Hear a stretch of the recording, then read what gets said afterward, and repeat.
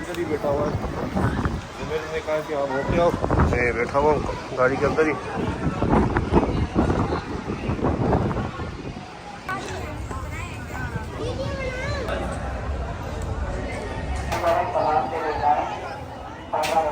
Video तो बड़ी है ना। होके आए हो आप?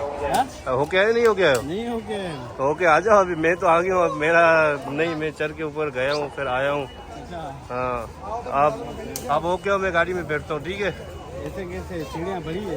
भरी कहाँ है, इतनी बड़ी कहाँ है, यहाँ से ऊपर जाना है बस, और इतनी बड़ी नहीं है जुबैर। वीडियो इधर बन जाएगी?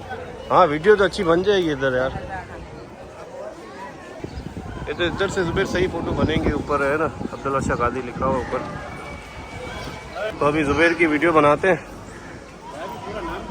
हाँ